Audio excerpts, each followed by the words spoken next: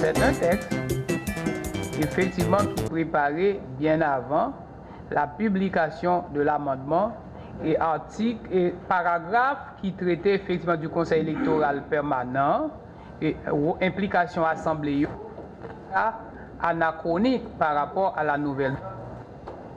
La première partie de la phrase, le paragraphe qui porte sur le choix des juges à être nommés dans les cours d'appel et dans les tribunaux de première instance, c'est un prescrit constitutionnel.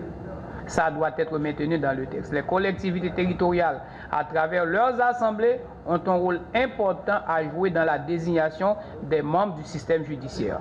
Comme le Sénat est impliqué dans le choix des juges à la Cour de cassation, le département est impliqué dans le choix des juges à la Cour d'appel et dans les tribunaux de première instance, et là c'est municipal pour les juges des tribunaux de paix. C'est un principe constitutionnel. L'ensemble de la loi est mise au vote.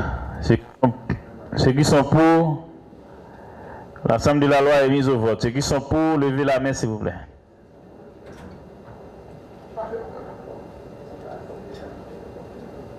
Merci. Ceux qui sont contre, ceux qui s'abstiennent.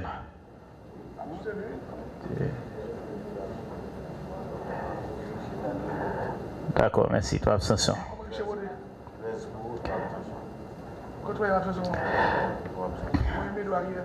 La loi est adoptée. Je demande aux services concernés de prendre toutes les dispositions pour la transmission de cette loi en deuxième lecture à la Chambre des députés, dans les plus brefs des délais.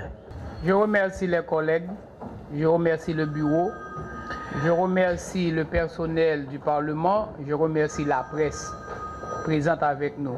Avec le vote de cette loi, nous avions brisé un mur. Ça fait plus de 25 ans que la Constitution, dans la perspective d'une plus grande efficacité dans la desserte des services publics, a proposé cette nouvelle architecture de l'administration publique haïtienne à travers ses 4 niveaux de responsabilité.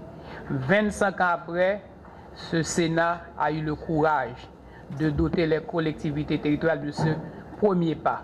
Il nous reste encore plusieurs autres à faire.